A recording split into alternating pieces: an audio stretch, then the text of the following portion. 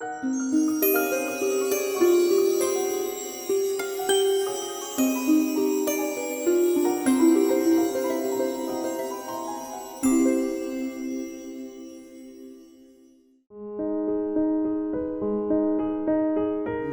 سال 1950 به دانشکده هنری تزیینی رفتم بعد از تحصیلاتم در دانشگاه هنر زیبا و در همون سال اول دانشکده با یکی از همکلاسیام دوست شدم به اسم آقای بهرام بدر صالحیان که ایشون الان یکی از موفق‌ترین معمارای امریکا هستن، آرشیتکت هستن. اولین کسی بود که منو برداشت برد به گالری سیحون. گالری سیحون تنها گالری حرفه‌ای تهران بود اون موقع. من با گالری دیگه‌ای نداشتم.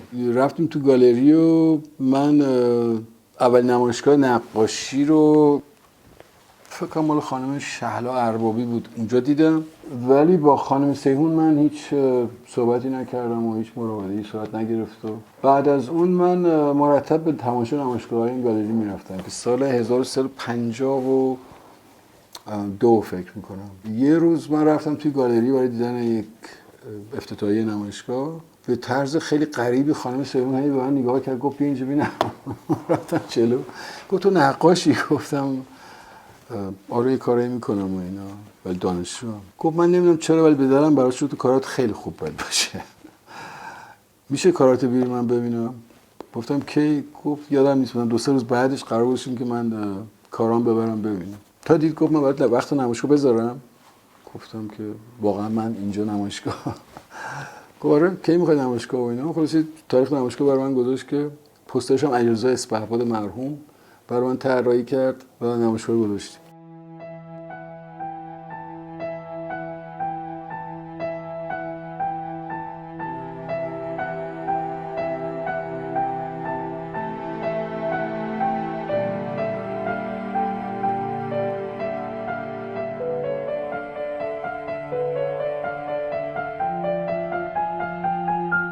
نمایشگاه موفقی بود برای اینکه سیستم کاری من خب برای اون موقع یه مقدار با اون چیزی که متداول بود فرق داشت. یعنی یه مرتبه بچه 23 ساله اومده بود که دیگه رنگ‌آمیزیش به کل یه جور دیگه بود. در عین حالی که شما تو این کارا فرم‌های کلاسیک مدرن ها رو می‌بینین، ولی کار به عناوین تازگی‌هایی داشتش که نتیجه اطلاعاتی بود که من در مورد اتفاقاتی که اون موقع در دهه 60 میلادی بودش میدونستم که یک دوره‌ای از تاریخ نقاشی مدرن به پایان داره میرسه یا رسیده. یادم تو نمایشگاه چند تابلو فروخت خانم سیحون برای من که برام خیلی پول بود، مثلا 6-7 هزار تومان پول گیرم اومد. خیلی خوشحال شدم.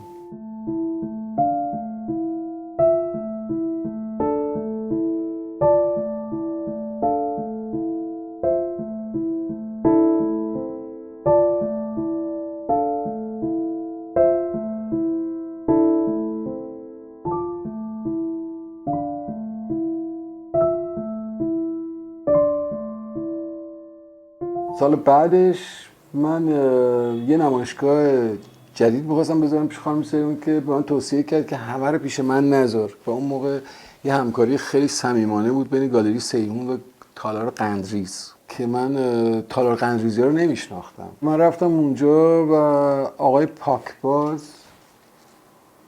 خیلی لطف کردم به من و قرار شد که من اونجا نمایشگاه بذارم و سال 1354 فکر کنم یه سال بعدش نمایشگاه دوم گذاشتم. خیلی متفاوت بود نسبت به اینا. اونجا بود که من برگشته بودم باز به فیگور و عنفوان فضاهای سورئالیستی تو کارام بود.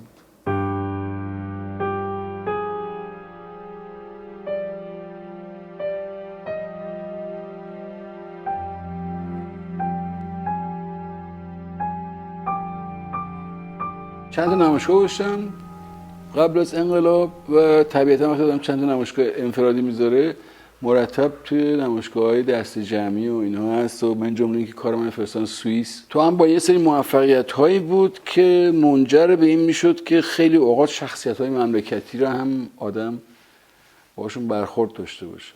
مثلا اول نمایشگاه بین‌المللی تهران رو خود شاه افتتاح کرد با فرح پهلوی و خاندان. توی یک برخوردی از من پرسید، گفتش که تو چیکار میکنی الان؟ گفتم من دانشجو بودم، درسم تموم شده و الان در مقطعی هستم که برم سربازی. دستور داد، گفتش که به ایشون یک بورس بدین که ایشون برن خارج درس بخونن و اینها. کجا دوست داری درس بخونم؟ گفتم من میخوام معمار بشم. خیلی دوست دارم امریکا درس بخونم. کجا و اینا؟ من دانشگاهش هم میدونستم. بچهای جوان که الان هم همینطوریه، دقیقاً میدونن کدوم دانشگاه کدوم شهر کجا فلان اینا. من UCLA لس آنجلس اینا. خلاص همه کارش انجام شد، چیزی هم پذیرشش هم اومد. اون تو پذیرشی که میومد در این حالی که میدونستن که شما بورسیه هستی و میتونی بری درس بخونی بدون هیچ نوع نگرانی مالی، طبق قانونشون یک برگه ای رو اینا میدن به طرف که این رو باید یک نفر امضا بکنه، فاینانشال شیت، که رو اون نوشته که یک نفر باید ساپورت بکنه نظر مالی اگه این موقع اتفاق افتاد پول دست آقا نرسید که حداقل پول تحویلش رو برگرده. یادم دیر وقت پدرم شب اومد، همیشه خیلی دیر می اومد دیگه، سر فیلم برداری اینا داشتم جلوش، گفتم که اینطوری اینا. اونم که اصلا دل خوشی از اوضاع نداشت، برگشت گفت من این کارو نمیکنم. که کسی گفتم پولشو میدم، برو پولشو بگیر برو دیگه. جر و بحث شد بین من و ابوی. من معتقد بودم که مثلا پدر باید خیلی مفتخر باشه که پسرش همچین بورسی گرفته و میتونه بره بدون هیچ نوع دغدغه‌ای معماری بخونه، ولی توقعم بیجا بود و تصورم غلط. بنابراین از لجم من فردا صبحش پاشدم رفتم سربازخونه، خودم معرفی کردم که برم سربازی.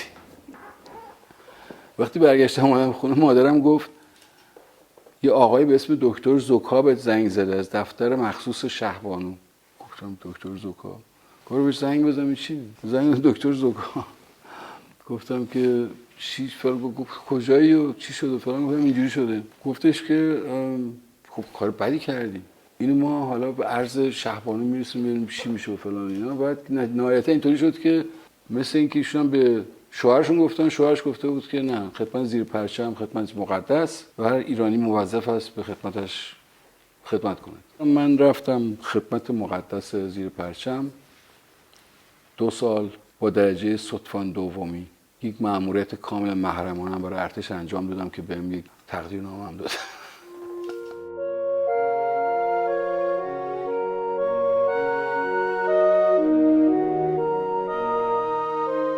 وقتی من به خدمت رفتم، برای اولین بار فرستاده شدم به شهرستان‌ها و نقاط دورافتاده و زندگی توی این نقاط دورافتاده و شهرستان‌ها برای من یک عکس‌العمل خاصی رو از نظر روحی تو من به وجود آورد که منجر به این شد که من حتی یه سال نقاشی نکنم. دلیلش هم این بود که حس کردم اون چیزی که تولید میشه در تهران برای طبقه خیلی متمول و آریستوکراته که تو گالریا میچرخن و کلا این شغل مختص فقط طبقه خاصی میتونه باشه. این 1 سال کار نکردن در واقع دلیل اساسیش این بود. دلیل دومش این بود که من برای اولین بار با یک زندگی‌های جدید آشنا می‌شدم که توأم بودن با فقر و شرایط زندگی خیلی نامساعد، با آدم‌هایی که مشکل اساسیشون فقط ادامه حیات بود. مثلا این بود که نون شبشون در بیارن، مثلا هنر و فرهنگ و اینا براشون اصلا مطرح نبود. بعد 1 سالی که من شروع کردم به کار کردن، این نوع زندگی‌ها روی کارم اثر گذاشت. یعنی فیگور که می‌کشیدم، فیگورهایی نبودن که بخوایم بگیم حتما رابطه مستقیم داشتن با فیگورهایی که شاید در دوره باروک آدم رو سقف کلیساها می‌بینه یا مجسمه‌های مرمری که برنینی تراشیده یا دوشیزگان اوینیون پیکاسو. بیشتر میرفت به طرف واقعیت گرایی. واقعیت هم این بود که این آدم‌ها در شرایط بدی زندگی می‌کردن و از نظر روحی و روانی یک حالتهای خاصی داشتن: تنهایی، ترس، توهم، وحشت از آینده.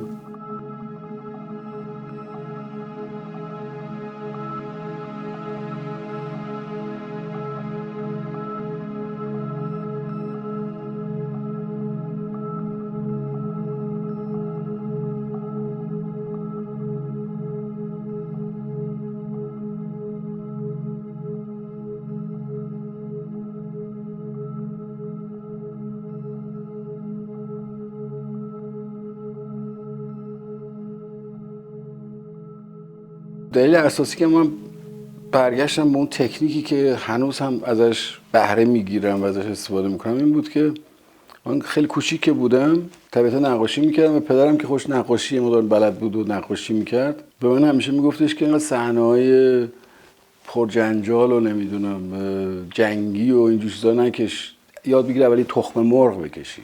اولین شیئی رو که من تصمیم گرفتم که اونطور که من میبینمش بکشم یک تخم مرغ بود.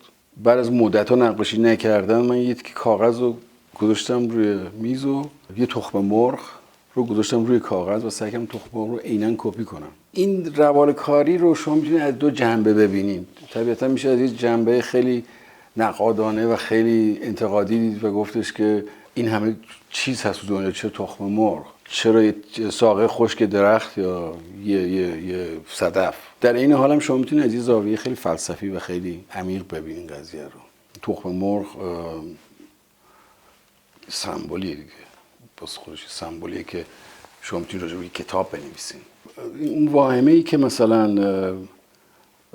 من به خاطر این نوع روال کاری مورد انتقاد قرار بگیرم رو اول از خودم دور کردم و شروع کردم به یاد گرفتن کشیدن اشیا به اون صورتی که واقعا وجود داره. موقعی که من این تخم مرغ اولی رو کشیدم اصفهان بودم و در یک پادگان خدمت میکردم و بعد از اون رو با یک اتوبوسی از خارج شهر ما رو می‌بردن شهر. تخم مرغ اولی که کشیدم دیدم که روی متن سفید خیلی چیز بی‌مزه‌ای شد، ولی در این حال تخم مرغ واقعا اونطوری شد که میبایست میشد.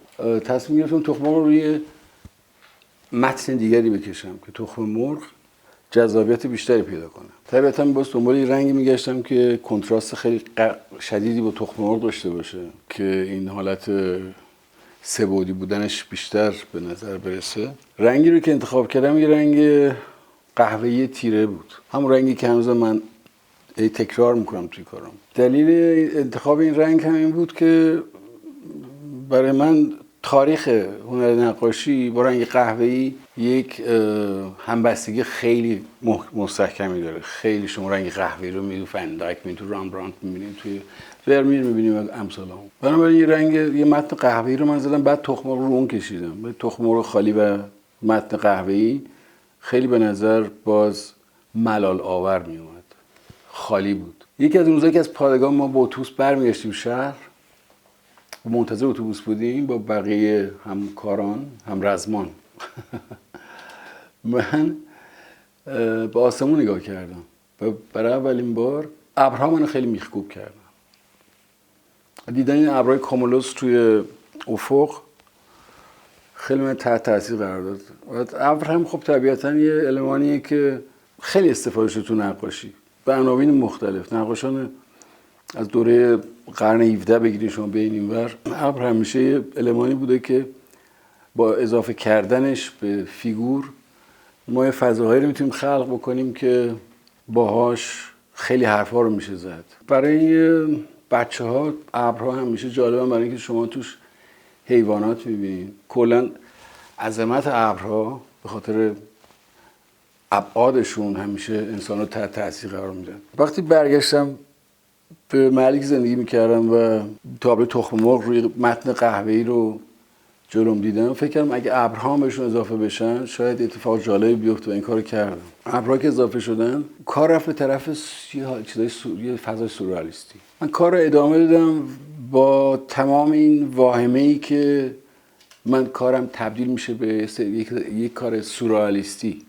برای اینکه کارم یه مقدار حالت امروزی تر پیدا بکنه من یه سری المان‌های معماری هم بهش اضافه کردم. تحصیل کرده رشته معماری داخل بودم و درگیر خطکشی‌های معماری بودم و برای من این خطکشی‌ها هم اضافه شدم به این تابلو که شما هنوزم که می‌بینین متوجه میشین که چه تشابهی هستش بین خطوطی که توی تابلو می‌بینین با کارهای معماری.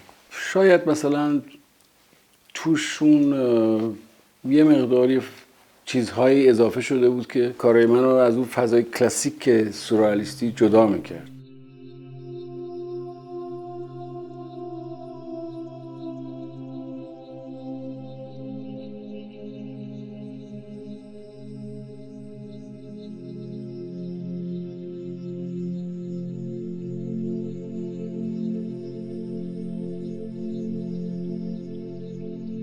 درست سال 57 من باز پیش خانم سوم یه نمایشگاه دیگه گذاشتم که اون نمایشگاه موفق ترین نمایشگاهی بود که من تا ما گذاشته بودم، که خاطرش هنوز خیلی از کسایی که نمایشگاه دیدن هنوز خاطرش تو ذهنشون هست.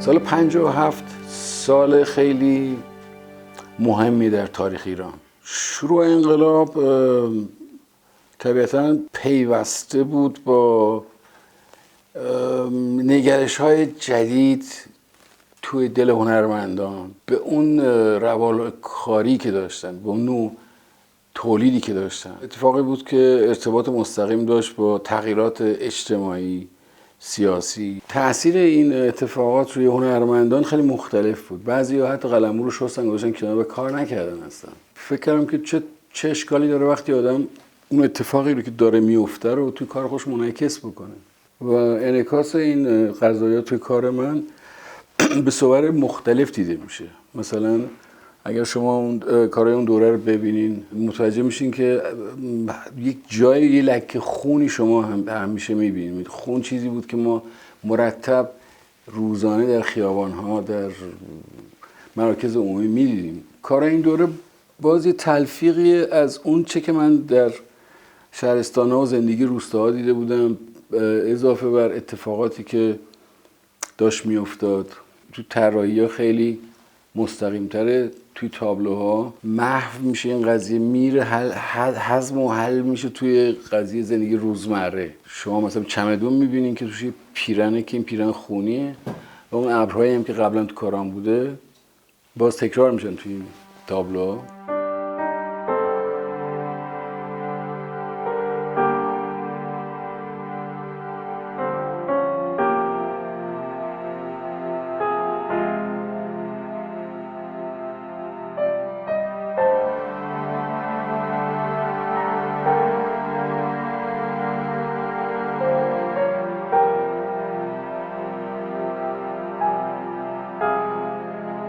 اتفاقی که میفته بعدش اینه که من سعی میکنم المان‌هایی رو که شاید تماشاگر رو یاد برخی از نقاشی دیگه بندازه، مثلا ابرها توی اتاق‌ها رو من حذف کردم بعداً برای اینکه شباهت زیادی پیدا میکرد به کاری که رنی مگریت میکرد.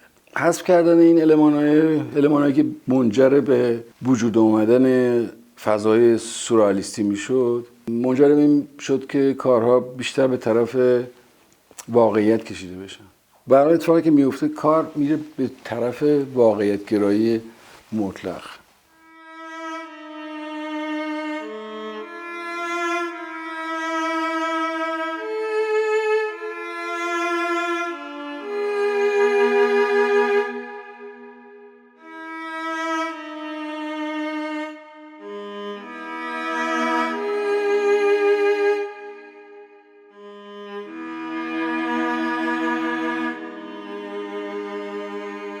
جالب اینجا بود که درست موقعی که من این فضا رو برای خودم درست کردم و شروع کردم به ادامه دادنش، خیلی از کسایی که کارهای منو قبلا دیده بودن و با المان‌های سورئالیستی، با فضای سورئالیستی میگفتن هیچ چیز سورئالیستی تو کارت نیست ولی بازم کارت سورئالیستیه. شما یه اتاق خالی من میکشم، یه در اون وسط، یه صندلی اون گوشه افتاده، یه جفت کفش اینور افتاده، یعنی هیچ اتفاق ماوراء و طبیعه و خارق العاده توش نیفتاده. یعنی چیزی که شما میتونید هر گوشه از تهران برین، همین الان تو پل چوبی مثلا یک عالمه خانه‌های رها شده است که این منظره رو در واقعیت ببینید. منتها نحوه بازنمایی یک چنین موضوع پیش پا افتاده و خیلی عادی میتونه تماشاچی رو به یک فضای خاصی ببره، من جمله فضای سورئال، یک فضای ماورالطبیعه و خارج از محدوده دنیای به اصطلاح لمس کردنی.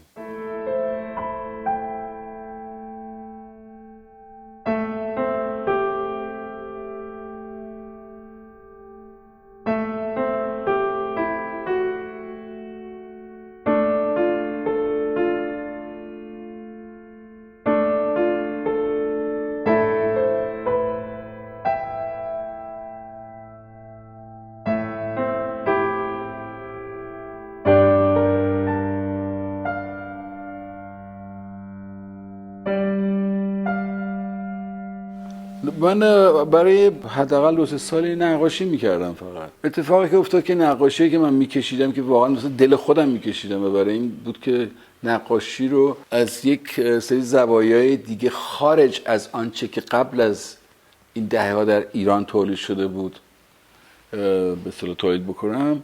یه کارایی میکردم که خیلی توأم با ریسک بود و ریسکش این بود که اون چیزی که من میکشیدم احتمال قوی داشت هیچ وقت نمایش داده نشه.